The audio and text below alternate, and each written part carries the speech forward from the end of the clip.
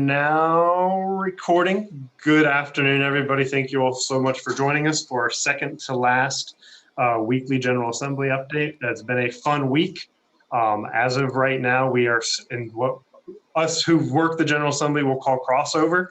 It should go pretty long today. This is where all bills that are heard in the Senate need to be heard in the Senate before they go over to the House and vice versa. So without further ado, I am going to hand it over to Scott McGarry to update us on anything from Washington Gas as our sponsor, as well as introduce one of our speakers today. Scott, take it away. Well, thank you very much, Ross. My Washington Gas Fast Facts today concern a program we called Virginia Save, Steps to Advance Virginia's Energy Program, that was enacted in 2009 by the General Assembly. In 2011, the Virginia State Corporation Commission approved Washington Gas's initial application filed pursuant to the SAVE Act. And through it, Washington Gas is mandated, as are other gas utilities in Virginia, for infrastructure replacement projects for safety and environmental reasons, reducing emissions throughout our Virginia service territory.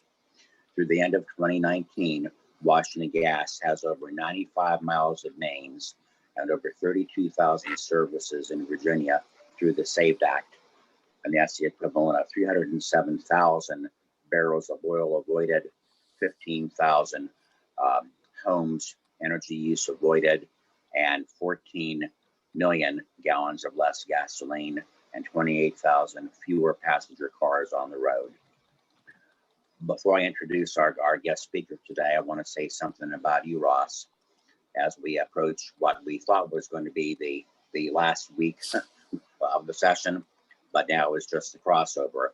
And that is, I've had the pleasure of knowing Ross for a good number of years before he came to the chamber, and he brings to his role valuable experience from the local government sector, as well as leadership position.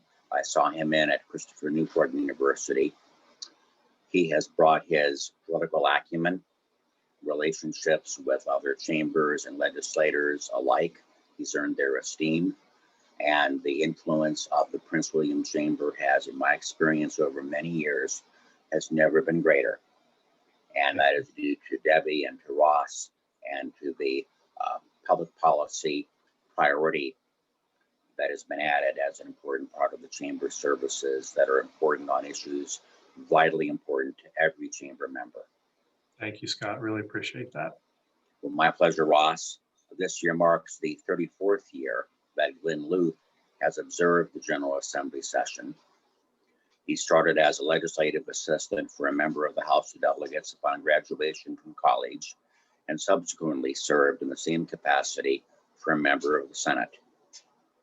He then served on the staff of the University of Virginia Center for Public Service as a regional economic development director and president of his own lobbying firm, serving on the General Assembly's Joint Commission on Technology and Science and the Virginia Housing Study Commission.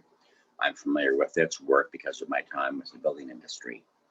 He spent the last decade running the National Trade Association for the premium cigar industry before joining Prince William County.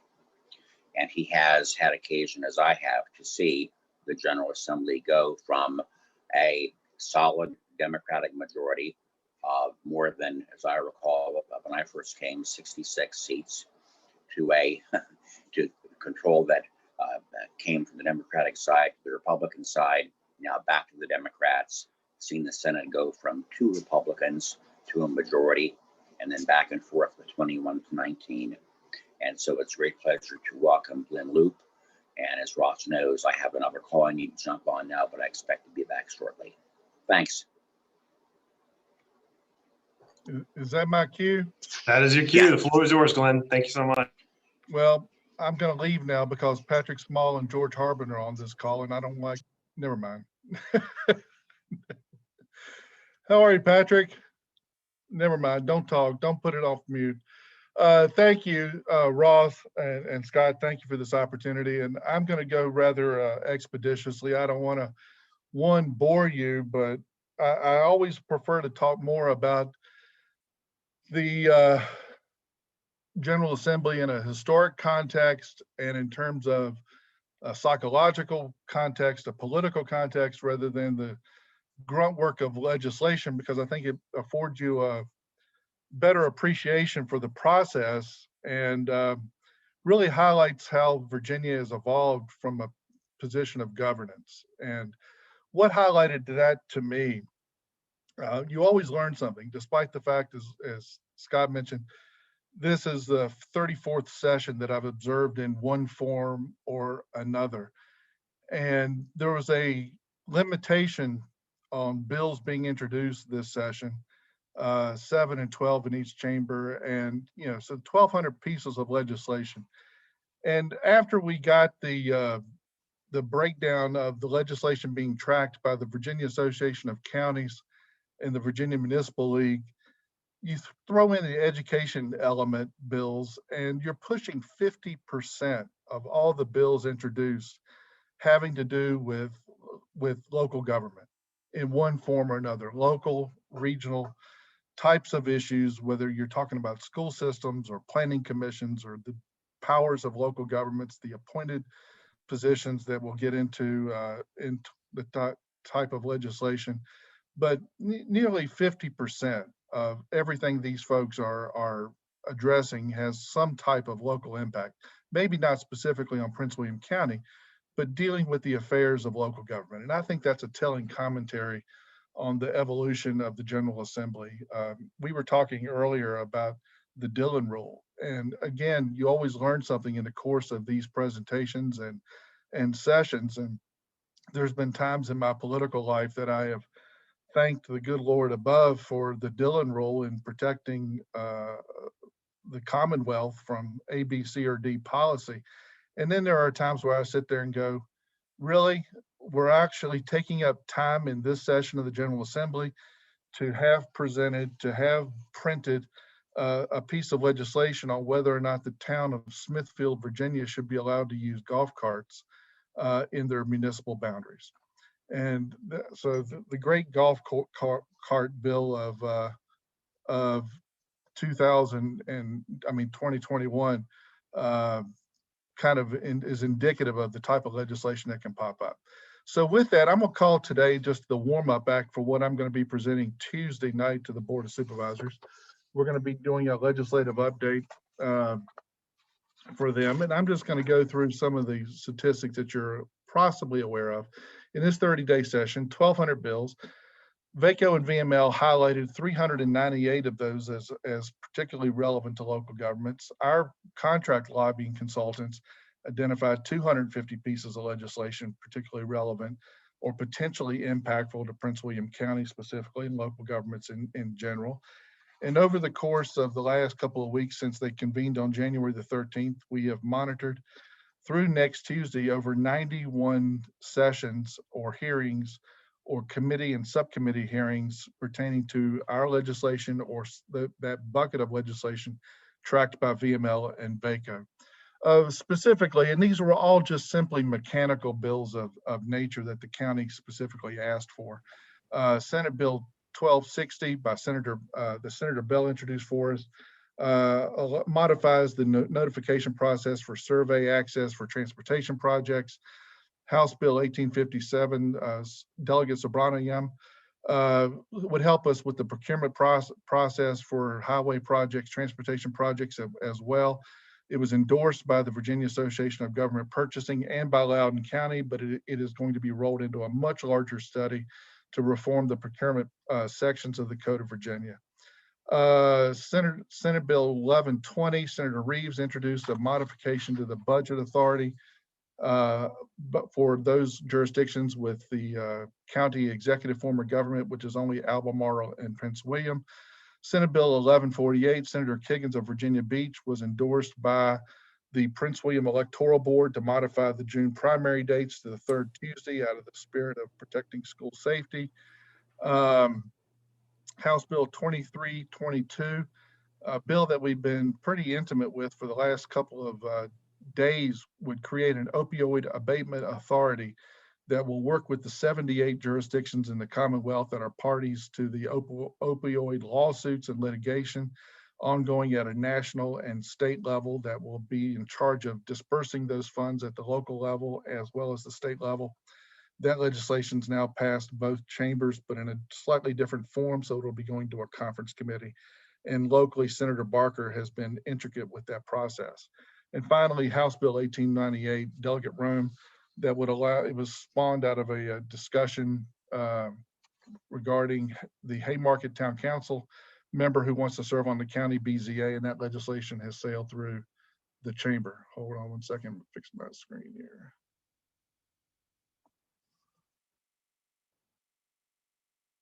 There we go. And those are really the bills that were specific to the local government that we had initiated, and they all seem like they're on smooth sailing for the most part. Also, we tracked legislation pertaining to qualified immunity, which is now dead in both chambers, workman's compensation, economic development policy that we'll talk about it shortly, Children's Services Act and community services oriented legislation, anything that infringes upon land use planning and local authority with regard to land use decisions, electronic notice of public meetings, which has been a rather ferocious type of debate, and funding for the school system as well as our higher education institutions. So principally, those were the issues that we were tracking more intricately than others. It's worthy to note that they've adopted a work plan for the Joint Legislative Audit and Review Commission for this session. And in the coming year, and I think it's something that Chamber and all of us should be paying attention to, there will be a study on affordable housing.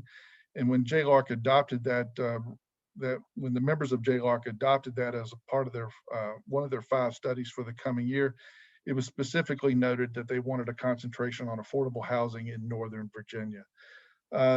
This letter came out just yesterday, where the Virginia Association of Counties is calling for a study on the economic effects of mandatory property tax exemptions. I think the business community and residents all have a vested interest in that type of a subject, because the General Assembly is very fond of passing tax exemptions of one form or another and maybe not thinking about the local fiscal impact of those. Also, I think it's worthy to keep an eye out on is that there is a movement, and I think it's going to pick up steam, is a study on a progressive income tax for the Commonwealth. And obviously that could have implications for residents across the board, and it's something to pay attention to. The VACO study, the JLARC study, the progressive income tax study are indicative of a host of study resolutions that have been introduced that are really going to tee up the agenda that people like Ross and I are going to have to pay attention to for the 2022 General Assembly. It's like one of my mentors in politics once said to me, Glenn, you don't think about in politics how to get from A to C. You think about the ramifications on E, F, and G. And what a lot of what they're doing in this short session is teeing up much larger debates for the 2022 legislative session. For the Prince William Economic Development Program, we were asked to reinforce our support for budget amendments, principally for workforce and development programs at the Virginia Economic Development Partnership, the expansion of the Virginia Talent Accelerator Program, which is a $4.7 million request, and a request for the Virginia Jobs Investment Program, another workforce development program under VEDP, which is a $2 million budget request. We also submitted some 11th hour budget measures just for consideration to see what happens between now and the fact that the budget is going to be issued on Sunday. Yes, the General Assembly is issuing the budget on Super Bowl Sunday between the hours of 1 and 3. I want to meet the geniuses that came up with that. No, we know who they are, but the fact that they're releasing the budget on Super Bowl Sunday is just, it's just not right. But we did submit some 11th hour funding requests for the Feeding Task Force, which in Prince William County is issuing over 5,000 meals per week, as well as funding support and assistance for vaccine distribution within the county. We also are keeping an eye on and believe it will be passed that the governor's asked for $50 million for broadband expansion and access. And I want to talk a bit about that in just a second with regard to a much larger initiative. Also, Senate Bill 1225 that allows school systems to be more engaged in the extension of broadband service for the purposes of access to their educational programs. House Bill 2054, which Delegate Guzman has her DNA on, which would encourage comprehensive plans to take in transit, proximity, and housing issues in the development of comprehensive plans. Well, Prince William's preparing to undergo a revision and update to its comprehensive plan. So I highlight this one as indicative of probably about a half a dozen bills regarding land use measures where the General Assembly is sending policy messages, if you will, to local governments with regard to what should be included in these comprehensive plans, and knowing that those types of issues are very sensitive in Northern Virginia as a whole and Prince William County specifically.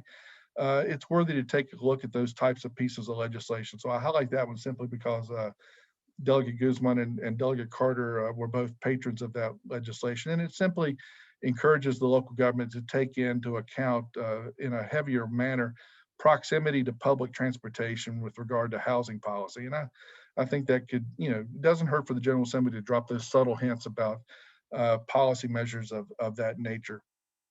I would encourage the chamber also to take a look at Senate Bill 1298. Senator Bell, one of our members, was a chief patron of the bill that allows the local governments to create tourism improvement districts. Yep. And to assess special fees to fund development within designated tourism development, I'm gonna call them zones, but districts. And I think that's a very nice, it's a good chamber kind of bill, if you will, to take a look at and look at its possible application locally.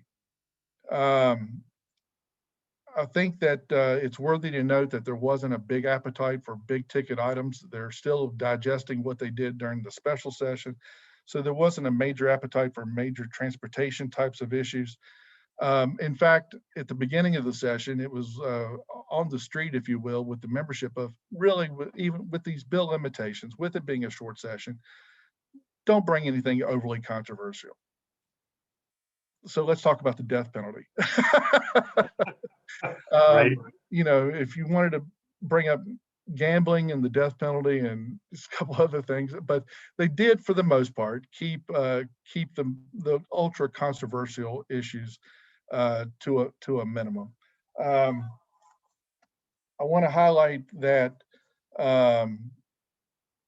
I've sat in on several presentations of the Secretary of Finance to the money committees, and the Commonwealth is really doing pretty well in that regard. And I think that's reflective and parlays into the types of budget measures that are being considered. Ross and I were talking before we started the program today about the tax compatibility measures that's been adopted. The Senate has really boxed in that issue by voting 39-0 to allow up to $100,000 in deductibility from the PPP loans and grants that were made by the Congress, where they made them tax exempt, and getting Virginia tax code to conform with federal tax code. And the Senate really upped the ante on that question. And now that'll obviously go to a conference committee, and it'll be a major point of discussion, I believe, over the next 48 hours leading into Sunday's release of the budget, on if they can get the House of Delegates to go along with the Senate version. But the fact that the Senate did it 39-0 is a very, very telling commentary on where that issue is going. I also think the business community, as of right now, is pretty well positioned on a lot of the controversial pieces of legislation. There's still a couple of low-hanging fruit types of matters that are to be worked out, but they seem to be going in the right direction on that, on either tabling or killing specific bills. It's like my friend, the late Delegate Jeff Stafford of Giles County, used to say, I never considered myself an initiator of great legislation. I just try to kill the bad stuff. And there's a lot to be said for running defense on those types of bills, depending on which side of the fence you're on. But I think that the General Assembly is getting the message from leadership: keep it calm, keep it normal. Let's save the big ticket items for the next session. It's nothing that can't wait. Tax collections are either up, they are running ahead of forecast, so there's no reason to have a lot of big budget fights. It's like the late Secretary of Finance, Stuart Connick, used to tell me. He said, Glenn, I remember a time in Virginia politics when our biggest issue was what to do with all the money. And obviously we're not there anymore, and the strain of the pandemic is still having an impact on the economy, especially in certain pockets of the Commonwealth. But still, collections, especially with those online tax sales that have come as a result of the Wayfair decision that I think you folks talked about in a previous legislative presentation, are really working to the benefit of the state's budget coffers. And I think that's good news going into the latter part of 2021 when the economy should be normalizing to a greater extent. So what I want to finish with, and maybe to even open up a little dialogue, is I mentioned the $50 million the governor's put into his budget for broadband. If you look at the Times Dispatch this morning, and it's been alluded to in several items at the end of 2020, is Senator Warner has really taken a federal leadership role on broadband expansion and extension in the course of his Senate life. And I think given the new political composition of the Congress, Senator Warner's broadband legislation is going to be given a greater level of significance. And in fact, this morning he's quoted as saying that in the new national package for COVID relief, he intends to help carve out $50 billion for broadband. What this is leading to is this, and I'll just plant this thought, leave it with you, Ross, and the chamber, because I think you ought to be a part of this process, is what I've been wanting to do and have started to lay some groundwork on in this position is the development of a federal agenda for Prince William County. I came in October. The state agenda was well underway, if you will. I worked with my boss, Nikki Brown, and the staff to, in the final moments, kind of massaging this document going into the session. It was adopted by the Board of Supervisors on December 1st. And I've talked to the staff, and there's a great deal of receptiveness to this, is that in light of where a lot of new congressional legislation and this administration's going, it behooves Prince William County to be fully prepared for opportunities in the infrastructure arena for new legislation that's going to be coming out of this Congress and will certainly be signed by this administration. So with that, I worked with the county transportation department to come up with a prioritized list of major transportation projects for the county.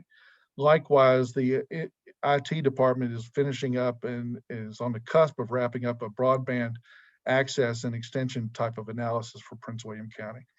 Those are very politically acceptable and exciting opportunities for the county at the federal level.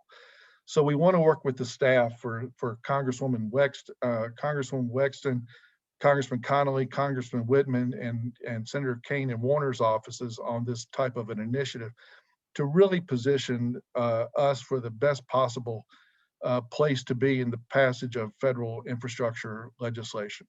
Absolutely. And what could be developed through this COVID package. It's only $1.9 trillion that as of early this morning looks like it might go through. So we've got to have an agenda for that. And we need to know where our projects and priorities are. And I think this type of a federal agenda could help position us for that type of a discussion. So I throw that in on top of this General Assembly presentation because it goes to the heart. And Congressman Connolly's office is going to be working on this. Is right when I first took this gig in October, I had a discussion with his staff, and they're going to revisit the recreation of what was the Federal Commission on Intergovernmental Affairs, which was a part of the White House. And with Congressman Connolly coming out and being a creature of local government, it's prime for his sponsorship. And I think he intends to introduce that legislation to highlight. And he's also going to be creating a former local elected officials caucus within Congress to help drive home the message as to the needs of local government in the Congress. And I think that's an exciting proposition as well. So I bring all that up in the context of intergovernmental affairs, how each level can work with the next to fulfill the needs of the community. Mm-hmm. So with that, I will shut up, take any questions you might have, and hopefully we've highlighted some of the significant pieces that we're tracking and where we could be going from here. So that is perfect, Glenn. Thank you so much. And yes, definitely want to continue that conversation about the federal agenda as well. That'd be perfect for us. And I thank you for your time today. I do want to open up to anybody here if they have questions for you. Could you give us your email in case they do want to ask it offline, Glenn? Yeah, it's GLOOPE, GLOOPE, P as in Paul, E, at pwcgov.org. Perfect. Thank you. I mean, I think we've partnered on a couple pieces of legislation this past session, or at least we've come out there and supported it. I do know that the tourism district bill that Senator Bell put in is something that we've backed, along with a couple other pieces of legislation. So I do want to thank you for that and all that you've done to help represent the county down there in Richmond. And it doesn't look like there are any questions for you. So I think you did a good job, and you either put everybody to sleep or you got everybody. It was probably that approach, but also I want to mention, and I know you touched upon the needs and the agenda for George Mason in your last, Yes. or might have been the one before that, you brought it up, but if the budget process goes as planned, they should be looking at about $15 to $20 million in new revenue to help them with their operations and administration if this budget goes as planned on Sunday.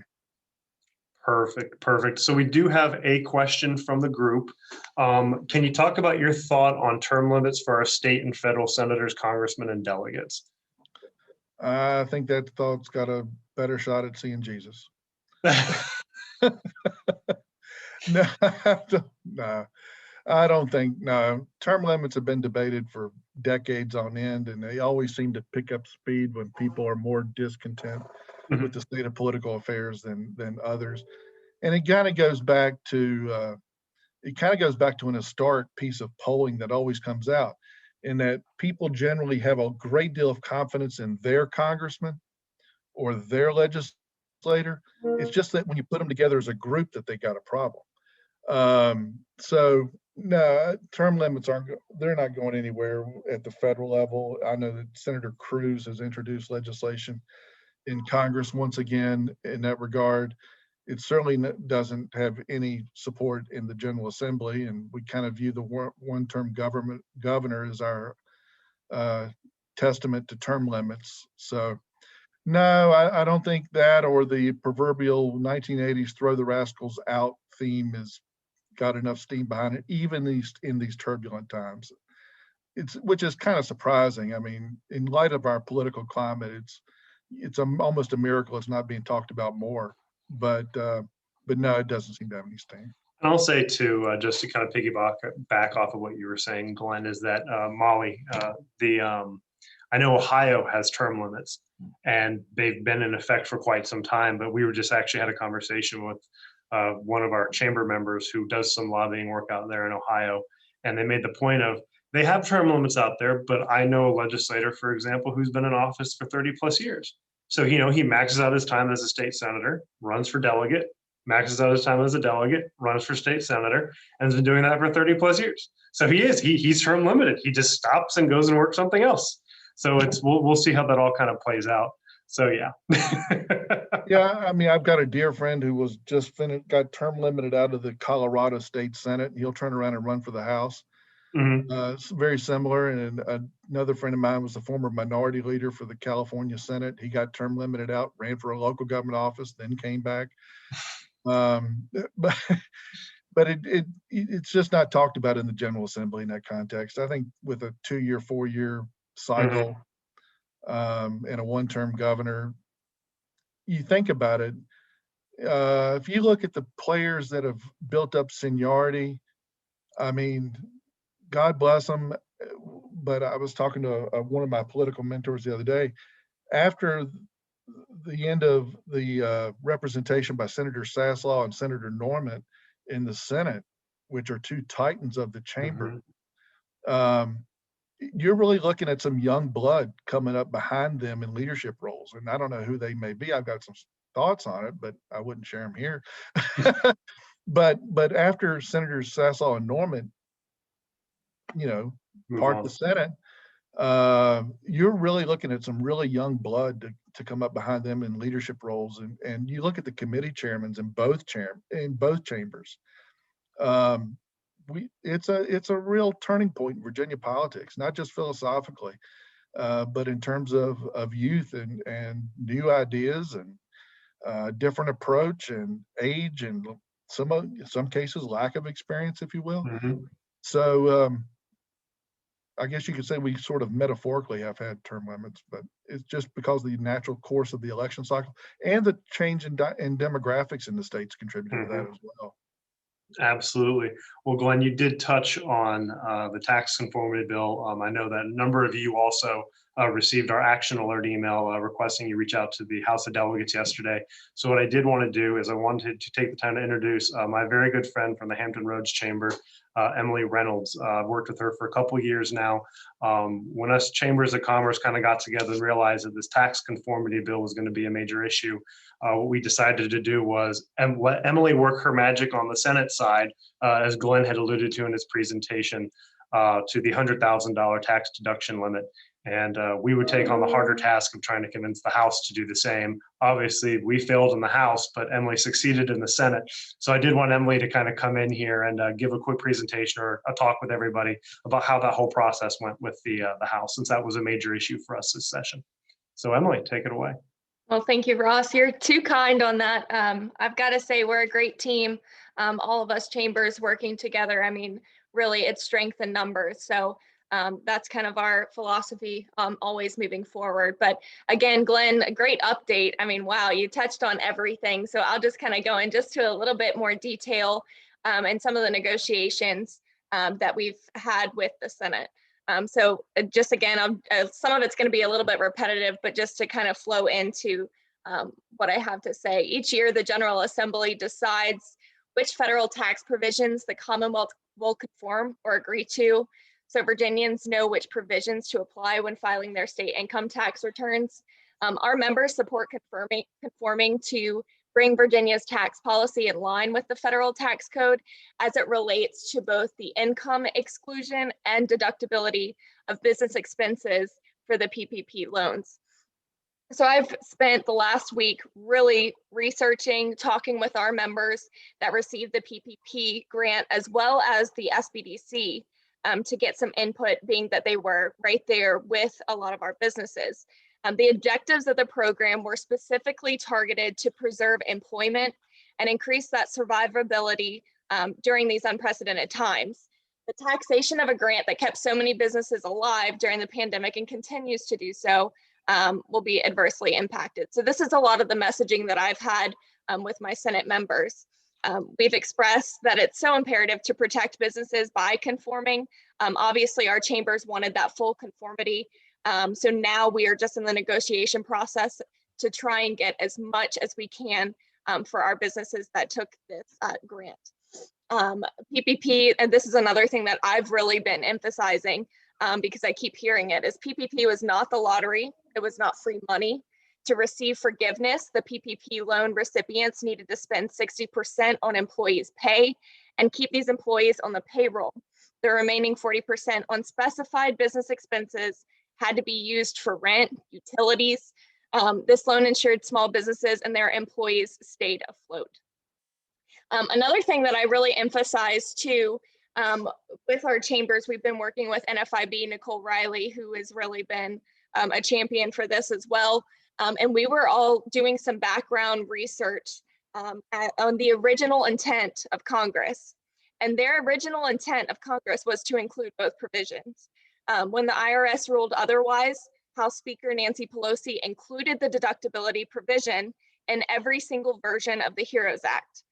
Republican Senate Finance Chairman Chuck Grassley, along with Democrat Senate Finance Ranking Member Ron Wyden and Ways and Means Chairman Richard Neal, wrote to Treasury Secretary Steve Mnuchin, urging the department to change its flawed interpretation of the CARES Act, preventing businesses from deducting expenses associated with the PPP loans that are ultimately forgiven. So this is something that we definitely expressed to the Senate as well. So understanding the enormity of the budgetary process, as well as the balancing act of the needs of the Commonwealth and the ability to raise revenue through taxation, we've been asking our members, please be mindful of that impact and how this taxation will affect our businesses that took out these loans to help them when their businesses need it most. So the Senate version, which came out of the Senate Finance Committee, was that the bill allows businesses who took these PPP loans to exclude the forgiven loan amount from their income. So this also, the bill that came out of committee, allows for a maximum deduction of $50,000 to cover one's business expenses related to their PPP loan. So Senator Howell, who carries this particular legislation, created a working group to work on this. And that's what that working group came together and brought out of that committee. So when we heard $50,000 to cover one's business expenses, our floors hit the ground. I mean, we just started working around the clock, contacting everyone. My background, I used to work for Senator Steve Newman from Bedford. So I have a good relationship, a working relationship with him. So I was able to communicate all of our concerns with him. And he was actually the one who carried the floor amendment to raise the cap to $100,000, where ultimately when I was talking with him, his goal was to show a bipartisan support to gain the strength that they needed, which again, Glenn had mentioned, it was a 39-0 vote, that speaks volumes, to show that strength before going over into crossover, and then that bill will eventually be going into conference. So the House bill, like Ross was saying, I focused a lot of my efforts on the Senate side. The House bill 1935 was actually just voted on today, and that was a party line vote of 55-43. I did reach out to Delegate Watts on her bill, on this tax conformity bill. I'll give you she gave me a little bit of a summary of this House approach. One of the last things she said that was the House position is that there are so many needs to deal directly with COVID, which includes safely opening schools, healthcare, mental health, unemployment insurance, that the budget can't absorb more than the total of 160 million loss of revenue contained in House Bill 1935, just by giving money to businesses that is not targeted to those businesses who have the greatest need. That was one thing, as well as the House gives all unincorporated businesses who received the PPP money up to a $25,000 deduction. So that kind of just gives you an idea of how different the two bodies are on this. We're waiting to see who these conferees are on this particular bill. I have heard word that Senator Steve Newman could be one of those conferees, which I am hoping and praying for.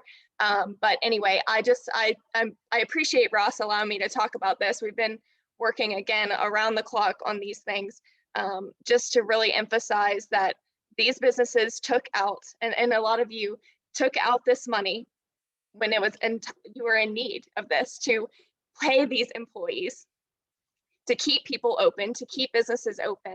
And so we're definitely fighting for you in the state legislature on that one. So just wanted to kind of share everything up until this point. And I'd be more than happy to answer any questions. If I don't know the answer to the question, I will get back to you, I promise. Perfect. Any questions? Good. Well, what we will get into next is, as everybody has mentioned who's spoken today, we are at that magical point of the session called crossover. So I did kind of want to highlight a few bills that we were able to stop this past General Assembly session. So I will work on sharing my screen.